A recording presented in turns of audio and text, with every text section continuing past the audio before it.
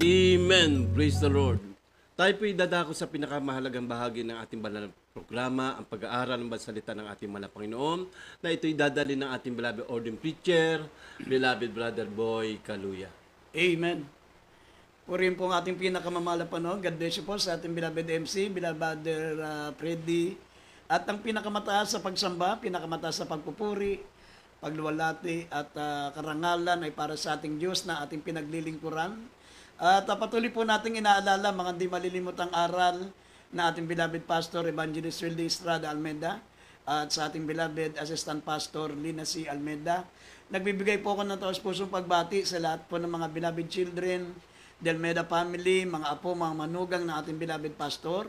Magandang gabi po sa inyo. At gayon din po ay nagpapaabot din po ako ng pagbati sa lahat ng ating mga webcast viewers, Luzon, Visayas, Mindanao. Sa mga kapatiran natin sa Metro Manila, mga kapatiran natin sa Cavite, sa dako po ng Bulacan, marami po tayong mga tagapanood dyan. Sa mga kapatiran natin sa ibayong dagat, dyan sa Japan, sa dako po ng Amerika, lahat po ng mga naabot po ng ating banal na gawain. Pagpalain po kayo ng ating pinakamamahal na Panginoon sa patuloy niyo pong pagsuporta. Kaya hindi naman manalangin po muna tayo pang minsan pa maunawaan po natin ang mga banal na salita ng Diyos at para sa mga may mga pangailangan, makinig po kayo ng gusto para kumilos po ang kapangyarihan ng ating mahal na Panginoon sa inyo. Tayo po manalangin. Opo, dakil at mapagpala po naming Ama Diyos na makapangyarihan sa lahat, sa makapangyarihan pangalan ng aming pinakamamahal na Panginoon Jesus. Minsan pa malapang kami po humingi ng kapatawaran sa aming mga pagkukulang, sa aming mga kamalian, patawarin mo po kami.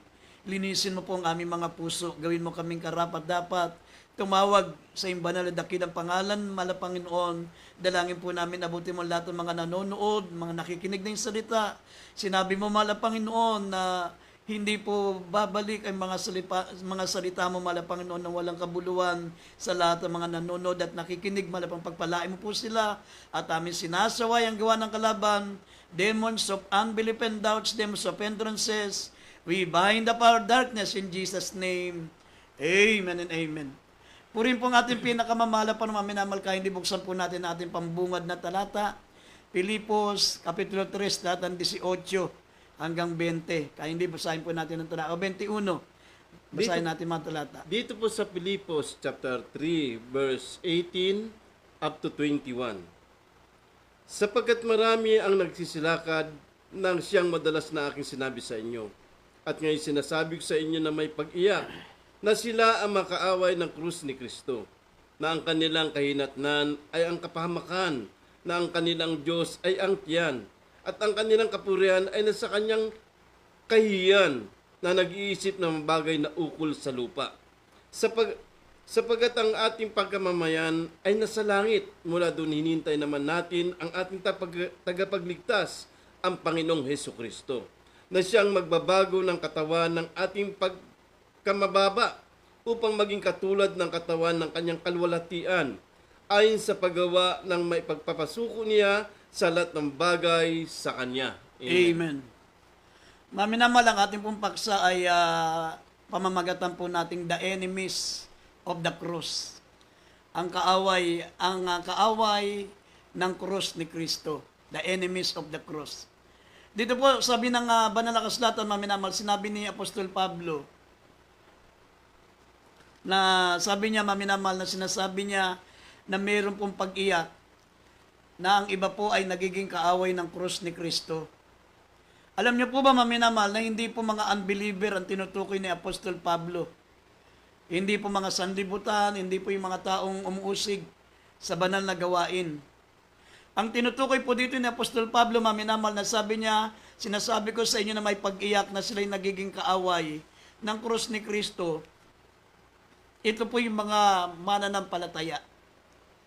Kaya nga sabi rito, na ang kanilang kahinatnan ay kapahamakan, na ang kanilang Diyos ay ang kanilang tiyan, at ang kanilang kapurihan ay kahiyan, nag-iisip ng mga bagay na ukol sa lupa. Sila po yung mga mananampalataya, maminamal, na sabi ng Biblia, na ang kanilang pag-iisip ay nasa bagay dito sa lupa. Ibig sabihin, mga materialistic, mga mananampalataya, maminamal na nakapokus ang isip nila dito sa bagay na makakamta nila dito sa lupa. Kaya sinabi ni Apostol Pablo na sinasabi ko may pag-iyak. Bakit may kasamang pag-iyak, maminamahal, ang pangangaral ni Apostol Pablo sapagkat sila po yung mga katulad po nating mananampalataya. Sila po yung mga nanampalataya din po sa ating pinakamamahal na Panginoong Kristo. Pero sabi, nag-iisip ng mga bagay na ukol sa lupa. Sila po yung mga materialistic. Sila po, mga minamahal, ay hindi binibigyan ng importansya ang paglilingkod sa Diyos. Bagamat sila po ay naging mananampalataya, sila po ay naging kasama ni Apostol Pablo sa paglilingkod sa Diyos, pero sabi po ng banal na kasulatan, ang kanilang kahinatnan ay kapahamakan, ang kanilang mga Diyos ay ang kanilang tiyan. Ibig sabihin, naging materialistic sila. Ang kanilang iniisip, maminamahal, paano kakain, paano gaganda ang buhay dito sa mundo, paano magkakaroon ng kasaganaan sa sanlibutan. Kaya sinabi ni Apostol Pablo, ang ating pagkamamayan ay nasa langit at mula doon ay hinihintay natin ang tagapagligtas, ang ating pinakamamahal na Panginoong Kristo na siyang magbabago ng ating katawan, na sabi sa ating katawan pagkamababa upang maging katulad ng kanyang katawan sa kalulatian ayon sa paggawa na may pasuko niya ang lahat ng bagay sa kanya. Ibig sabihin, darating ang araw pag tayo po'y binalikan ng ating malapang noon, tayo pong mga nabubuhay, babaguhin ng Diyos ang ating katawan, maminamang magiging incorruptible, magiging omnipresent. Ang ating katawan ay magiging, sabi dito maminamahal, ay glorified body. Hindi na mamamatay, hindi na tatanda, at hindi na magkakasakit. Yan po ang tinutukoy na ni Apostol Pablo na ang ating katawan ay mababago, mula sa pagkamababa ay magiging katulad ng katawan ng kanyang kalulatian. Iyan po ang pangako ng ating pinakamamahal na Panginoon. Ngunit, ang sabi rito, what is this cross of Christ which some men are sadly said to be the enemies of cross? Ano yung tinutukoy ni Apostol Pablo, maminamahal, dito po sa Filipos, Kapitulo 3, talatang 18, na sinasabi niya na may pag-iyak na sila ay nagiging kaaway ni Kristo, nagiging kaaway ng krus ni Kristo. Mga minamahal na po, mga tinutukoy po rito. Una-una, sabi po ng banal na kasulatan, ito po, mga minamahal, ay ang mga tao po na hindi binigyan ng importansya ang paglilingkod sa Diyos. Ang mga mananampalataya, mga minamahal na once upon a time naging mananampalataya, ngunit mas binigyan nila ng importansya ang mga bagay dito sa sanlibutan. Tandaan po natin, maminamahal, sinabi ng Biblia, hindi biro ang kaligtasan tinanggap po natin. Ang Diyos, maminamahal, nagkatawan tao. Siya po, maminamahal, ay nagbuwis ng buhay. Sabi nga na Roma, Kapitulo 5, talatang 8 hanggang 10. Ang ating pinakamamahal na Panginoong Kristo, maminamahal, siya po ang gumanap na dapat nating gagampanan. Dapat dapat tayo po ang mamamatay dahil sabi ng Biblia, ang kabayaran ng kasalanan ay kamatayan. Ang kamatayan ay inako ng ating mahal na Panginoong Kristo. Kaya siya nagkatawan tao para mamatay. Kaya mali naman yung pagkaintindi, maminamahal ng mga naniniwala daw sa Biblia, pero ang paniwala nila si Kristo tao. Tao lang daw kaya namatay. Wala daw taong hindi namamatay, kaya nga si Kristo, tao lang, dahil namatay. Pero hindi nila alam, sabi ng banal na kasulatan, for without controversy, great is the mystery of godliness. God was manifest in the flesh. Yung Diyos na sinasamba ng tao, yung Diyos na lumikha ng langit at lupa, sabi ng Biblia, God was manifest in the flesh. Nasa 1 Timothy chapter 3, verse 16.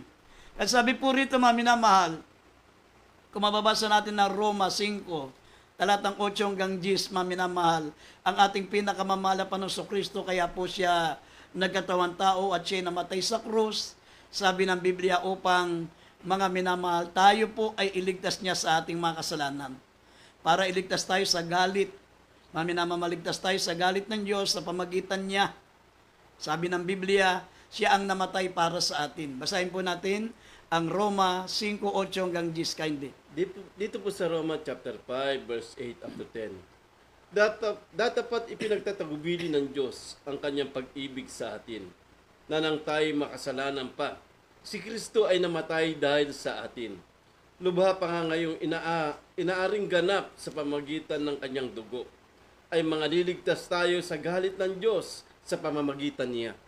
Sapagkat kung noong tayo'y mga kaaway, ay pagkasundo tayo sa Diyos sa pamagitan ng kamatayan ng kanyang anak.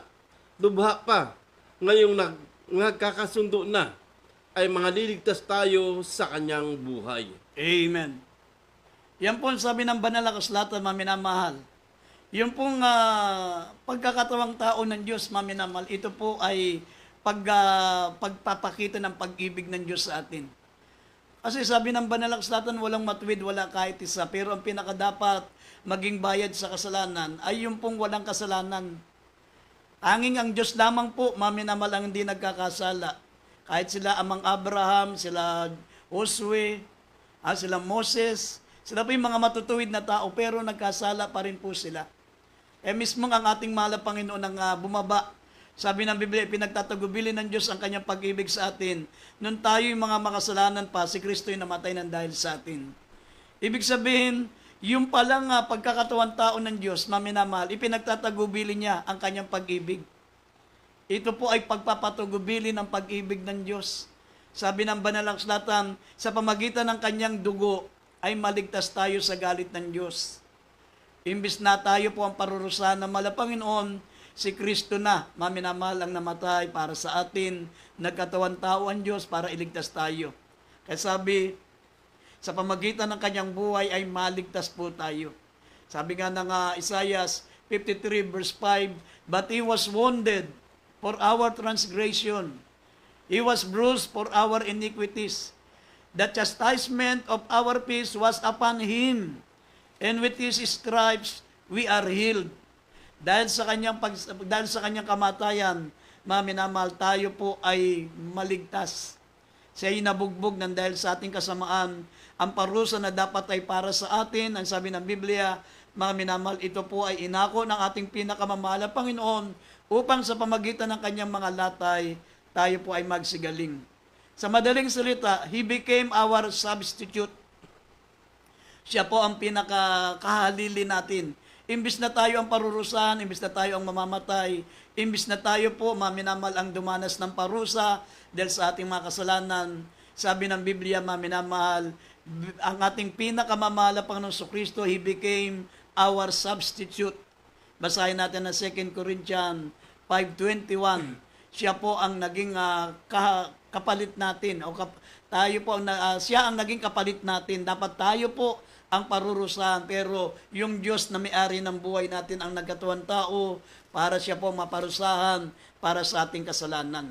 Basahin po natin ng 2 Corinthians 5:21. Dito po sa 2 Corinthians chapter 5 verse 21, yung hindi nakikilala ng kasalanan, ang kanyang inaring may sala dahil sa atin, upang tayo maging sa kanya katwiran ng Diyos. Amen. Sabi, yaong hindi nakakakilala ng kasalanan ay inaring may sala dahil sa atin, upang tayo'y maging sa kanya ay katwiran ng Diyos. Sabi ng banal na kasulatan, siya po ang naging substitute. He became our substitute. Naalala ko po yung isang kwento, maminamahal, meron pong isang lalaki, maminamahal, na pumunta sa isang bahay-sambahan. For the first time, maminamahal, nakita nila yung lalaking ito, maminamahal, hindi nila kilala. First timer, maminamahal. Unang parada, nagparada po siya ng kanyang sasakyan, maminamahal, doon sa parking area, at pinaalis siya ng mga tao.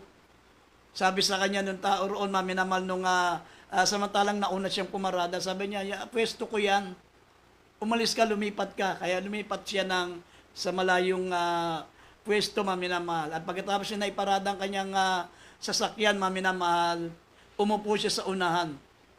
Nung siya po yung nakaupo na sa unahan, maminamahal, meron naman dumating na lalaki na mas huling dumating kaysa sa kanya, pinaalis din siya.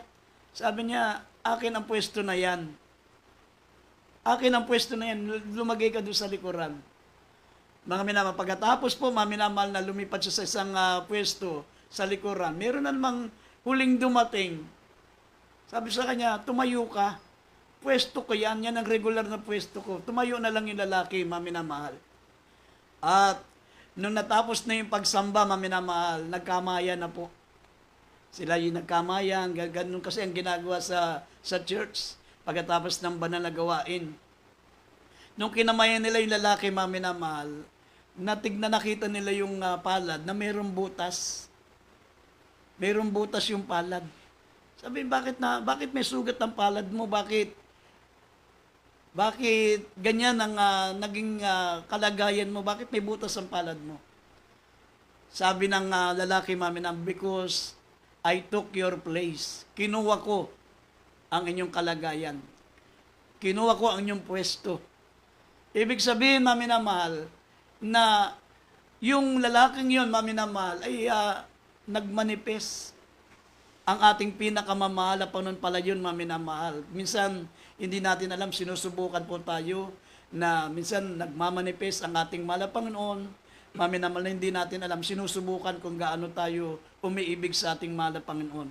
Noong napansin mga minamahal ng mga lalaki na kinamayan nila, may butas yung palad niya. Tapos paglabas ng pintuan, biglang nawala. Bilang nawala, maminamahal. Kaya nag-iyakan po yung mga nagpaalis sa kanya sa upuan, yung mga lalaki nagpaalis sa kanya sa paradanan sa sakyan. Nag-iyakan sila, maminamahal, sapagkat hindi nila alam, nasubok sila ng ating mahal na Panginoon at nasumpungan sila na hindi karapat-dapat sa harapan ng ating mahal na Panginoon. Minsan ganun, sinusubukan po tayo mga minamahal. Kaya nga sabi ng banal na kasulatan na mag-ingat po tayo pag mayroon pong mga bago. May mga bagong mga sumasamba sa ating pong banal na gawain. Pakitaan natin na sila ng mabuti sapagkat hindi natin alam na ang iba'y nakakapagpapatuloy ng anghel. Minsan anghel pala yun, okay, mahal na Panginoon. Kaya sabi ng banal na kasulatan, maminamahal, dapat maipakita po natin ang ating ugali bilang mga tunay na mananampalataya ng ating pinakamamahal na Panginoon Kristo. Kaya dito po, maminamahal, why are some men become the enemies of this cross of Christ? Bakit sinasabi ng Biblia, maminamahal, na mayroong mga taong nagiging kaaway ng krus ni Kristo? Bakit, maminamahal? Sabi po rito, unang-una, who oppose this doctrine of the cross? Sila'y nagiging kaaway, maminamahal, ng doktrina ng ating pinakamamahal na Panginoon. Sabi ng Biblia, ang krus ay nagiging kamangmangan sa kanila. Hindi nila naintindihan ang kanilang pagiging Kristiyano. Hindi nila naiintindihan, maminamahal, kung paano tayo dapat umakto bilang mga mananampalataya. Kaya sabi po rito, basahin na unang Korinto 1, talatang 18, talo ng 23 at 24. Kaya hindi basahin natin. Dito sa unang Korinto 1:18. 18. Sabi sa 18, sapagkat ang salita ng krus ay kamangmangan sa kanila, nangapapahamak, ngunit ito'y kapangyarihan ng Diyos sa atin, nangaliligtas. 23. Sa 23, talo ng 23, datapat ang aming ipinapangaral ay ang Kristo na pako sa krus, na sa mga Hudyo ay katitisuran at sa mga Hentel ay kamangmangan. Amen. 24. 24. Ngunit sa kanila na mga tinawag, maging mga Hudyo at mga Grego, si Kristo ang kapangyarihan ng Diyos at ang karunungan ng Diyos. Amen. Yan po dapat ang maunawaan po natin, maminamahal. Ang sabi ng banal na kasulatan, sa ibang mga mananampalataya, ang salitang krus ay kamangmangan sa kanila. Sabi sa mga napapahamak, ito'y kamangmangan sa kanila. Ngunit ito'y kapangyarihan ng Diyos sa mga nangaliligtas.